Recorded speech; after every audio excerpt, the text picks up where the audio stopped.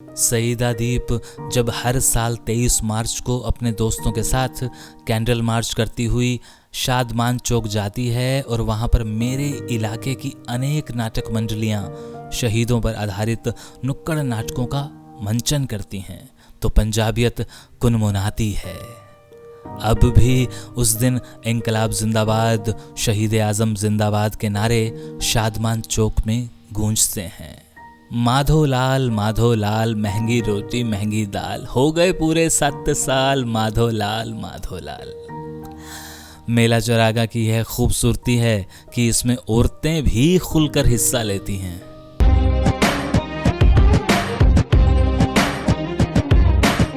लाहौर की कहानी, लाहौर की ज़बानी। माधो लाल हुसैन 16वीं सदी के पंजाबी सूफी शायर शाह हुसैन को आज भी पूरी अकीदत श्रद्धा के साथ याद किया जाता है।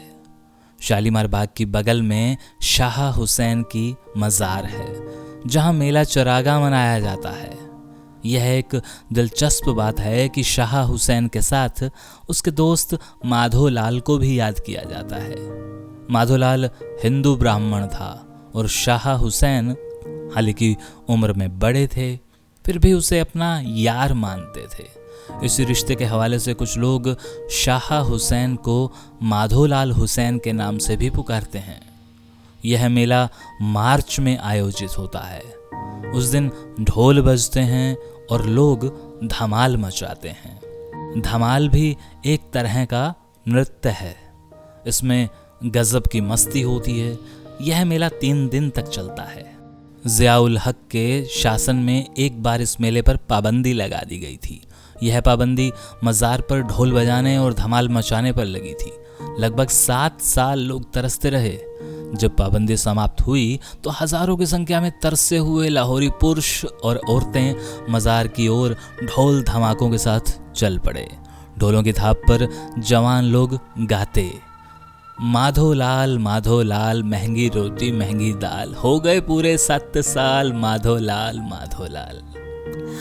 मेला चौरागा की यह खूबसूरती है कि इसमें औरतें भी खुलकर हिस्सा लेती हैं। शाह हुसैन के बगल में ही माधोलाल की मज़ार है। अब यह बहस बेमानी है कि क्या माधोलाल को दफनाया गया था या चिता जली थी। हकीकत यही है कि दोनों दोस्त जिंदगी भर साथ रहे और मरने के बाद भी साथ साथ। मेला चौरागा मेरे सौहार्दपूर्ण चरित्र और फिराक पस्ती की मुखालफत का एक जीता जागता सबूत है, और मेरे आवाम हर साल यहाँ आकर इस वैचारिकता पर पूरी अकीदत व जोश के साथ मोहर लगाते हैं। मेला चौरागा के जश्नों में आगे आगे रहने वाली पंजाबी विद्वान नज़्म हुसैन सैयद के घर पर हर सप्ताह संगत के नाम से एक नशिस्त होती है, जिसमें नज़में पढ़ी जाती हैं, गुरु ग्रंथ साहब के कुछ अंशों पर चर्चा होती है और बानी में से ही कुछ शब्द गाए जाते हैं। चर्चा परिचर्चा के मुख्य केंद्र साईं मियाँ मीर, शाह हुसैन और गुरु अर्जन देव रहते हैं। पंजाबियत मेरी रग रग में है, मेरे हर बाशिंदे में है, क्योंकि मैं लाहौर हूँ। सईदा दीप जब हर साल 23 मार्च को अपने दोस्तों के साथ कैंडल मार्च करती हुई शादमान चौक जाती है और वहाँ पर मेरे इलाके की अनेक नाटक मंडलियाँ शहीदों पर आधारित नुक्कड़ नाटकों का मंचन करती हैं, तो पंजाबियत कुनमुनाती है। अब भी उस दिन इंकलाब जिंदाबाद, शहीद आजम जिंदाबाद के नारे शादमान चौक में गूंजते हैं। मेरे लाहौरिये ये बात अच्छे से जानते हैं कि इन्हीं दिनों पतंगबाजी भी खूब चलती है। हालांकि अदालती तौर पर पतंगबाजी पर सख्त पाबंदी है, मगर अपने घरों की छतों से कानून को ठेंगा दिखाते हुए यह मस्ती जारी रहती है। ये पाबंदी 2007 में पतंगबाजी के दौरान हुए एक हादसे के दिन लगाई गई थी। उस दिन 11 लोग पतंगबाजी के बाद हुई फायरिंग में मारे गए थे। उस फायरिंग का सबब भी पतंगबाजी ही था, यानी पतंग कटी तो समझा जाता कि नाक कटी। पतंग इज्जत आबरू का परचम मानी जाती थी। 14 अगस्त को पूरा मुल्क यौम आज़ादी यानी स्वाधीनता दिवस मनाता है। उस दिन फौजी परेड भी होती है। वायुसेना के जवान अपने कर्तव्य दिखाते हैं। हालांकि मेरा प्रशासनिक रुतबा एक सूबे की राजधानी का ही है, मगर सेना के सभी अंग इस शक्ति प्रदर्शन में हिस्सा लेते हैं। नवंबर के महीने में मेरे यहाँ पर हर वर्ष विश्व स्तरीय कला मेला, world performing arts and cultural festival लगता है। इसका आयोजन अल हमरा कल्चरल कॉम्प्लेक्स में किया जाता है। इस परिसर में कई थिएटर हैं, जिनमें ओपन एयर थिएटर भी शामिल है। 10 दिन तक चलने वाले इस मेले में संगीत, नाटक, नृत्य, लोक नृत्य, एकल नृत्य और कठपुतली नृत्य ये सभी शामिल होते हैं। इस मेले की एक विशेषता यह भी है कि इसमें लगभग 80% कार्यक्रम अंतर्राष्ट्रीय कलाकारों द्वारा प्रस्तुत किए जाते हैं। मेरे बाशिंदों को खाने पीने का बहुत शौक है। बदलते वक्त के साथ साथ खान पीन भी बदल गया है, मगर मेरे आंगन में जहां परंपरागत लजीज मुगलई व्यंजनों की महक फैली रहती है, वहां Pizza Hut, McDonald, Domino's Pizza, Subway, sandwich, Kentucky Fried Chicken और हार्ड्रीज के आउटलेट भी युवा चेहरों से भरे रहते हैं। हाँ, यह अलग बात है कि मेरा आम साधारण शहरी अभी भी दाल रोटी ही खाता है। मेरे ग्वालमंडी, अनारकली और फोर्ट रोड इलाकों में बसी फूड स्ट्रीट आज भी विश्व भर के पर्यटकों के लिए आकर्षण का मुख्य केंद्र है। शाम ढलती है तो फूड स्ट्रीट के इलाकों में वाहनों का प्रवेश बंद कर दिया जाता है, ताकि खाने पीने के शौकीन लोगों को खरामा टहलते टहलते अपने प्रिय आउटलेट तक जा सकें। अब कुछ एक इलाकों में मेरी पुरानी परंपरागत हवेलियों की बालकनियों में भी कैफे खुल गए हैं। उनकी अपनी अपनी पहचान, अपनी अपनी खासियत चर्चा में बनी रहती है। मेरे आंगन में चहल पहल का सिलसिला देर तक जारी रहता है, क्योंकि मैं लाहौर हूँ। रात की बाहों में मेरा वजूद अनायास ही एक फैलाव सा ले लेता है। रोशनियां और उनकी बगल में फैले रोमानी अंधेरे मेरे लाडलों को अक्सर आगोश में ले लेते हैं। पिज़्ज़ा हट और कुछ अन्य रेस्तरां तो 24 घंटे खुले रहते हैं। वहाँ जिंदगी कभी ठहरती नहीं है। और इस चर्चा में अगर मैं अपनी एक हवेली का जिक्र ना करूं तो आपके साथ भी ज्यादती होगी और मेरे साथ भी। यह हवेली या कोठी लगभग 300 बरस पुरानी है। बदलते वक्त के साथ साथ इसके मालिकों में हिंदू भी रहे, बौद्ध भी, ईसाई भी और मुसलमान भी। इसे बाद में एक कलाकार ने खरीद लिया। कहा तो यह जाता है कि कुछ अवधि के लिए यहाँ पर वैश्यालय भी चलता रहा। बहरहाल सारे किस्से बदलती तहजीब से जुड़े हैं। इस 300 साल पुरानी कोठी में एक अत्याधुनिक मॉडर्न रेस्तरां भी चल रहा है। यहाँ की खिदमतगारी और परंपरा व आधुनिकता के मेल से बने विशेष व्यंजन हमेशा से चर्चा में बने रहते हैं। मेरे घर आए तो अनारकली स्थित पाक टी हाउस जरूर तशरीफ लाएं। आपको अपने पसंदीदा कलाकार, लेखक, पत्रकार शायद यहाँ मिल जाएंगे।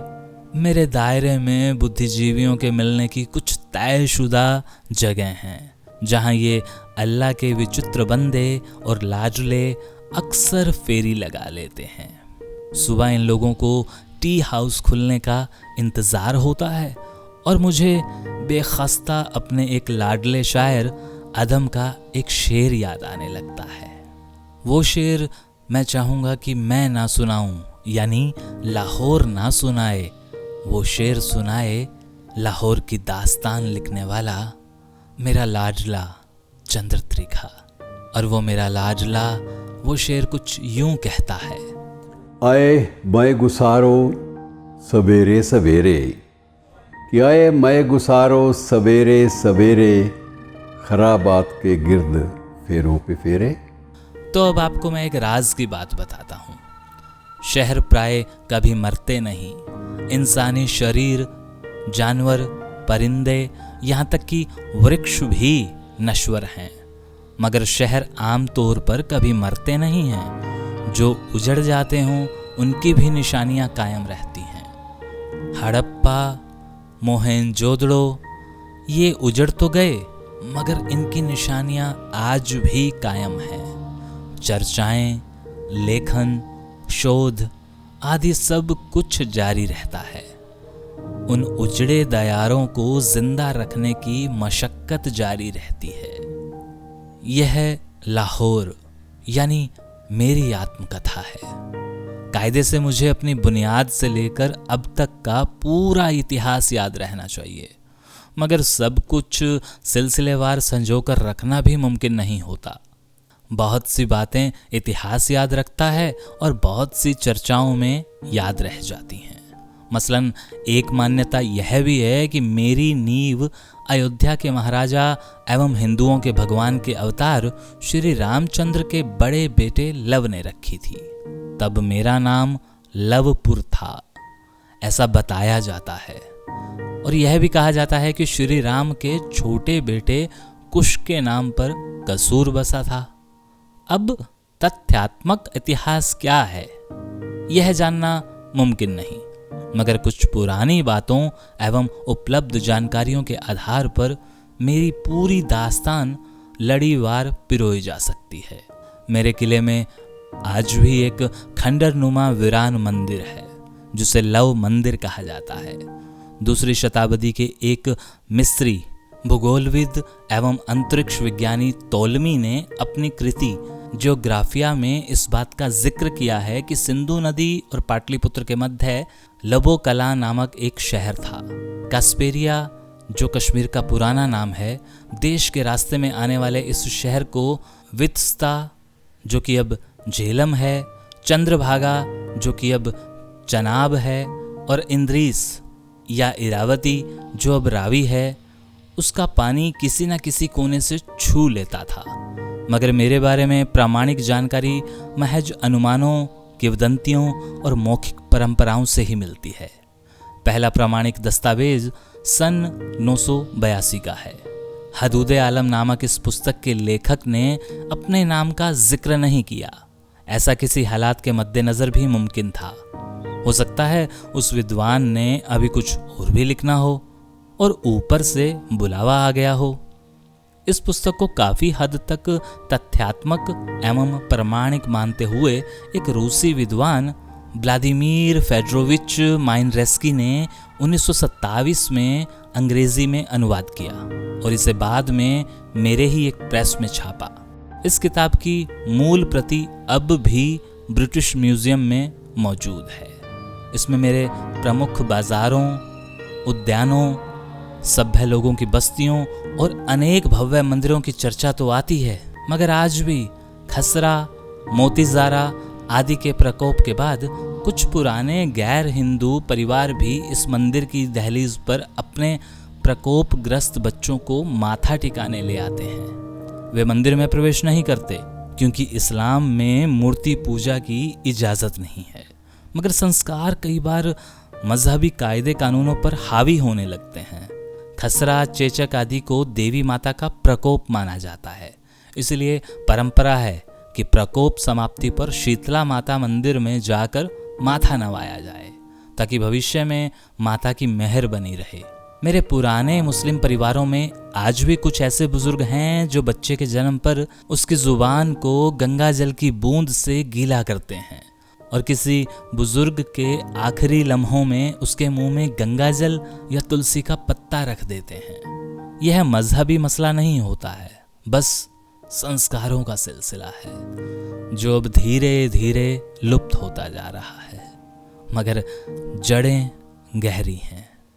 लुप्त होते होते भी एक आध सदी का वक्त लग सकता है।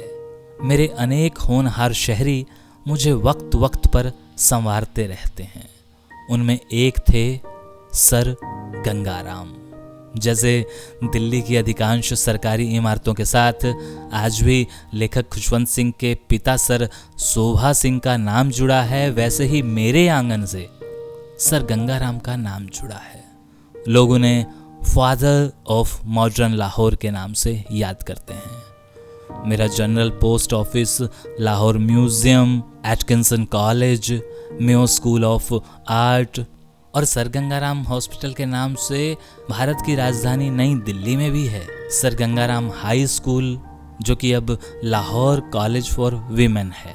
The Hailey college of commerce, Ravi road house for the disabled, Shahrah Quaide Azam पर स्थित सर गंगाराम स्ट्रीट की इमारत, लेडी मेनॉर्ड इंडस्ट्रियल स्कूल और मेरा एक विशेष आधुनिक इलाका माजल टाउन, इन सभी के निर्माण और डिजाइनिंग में सर गंगाराम की प्रमुख भूमिका रही है।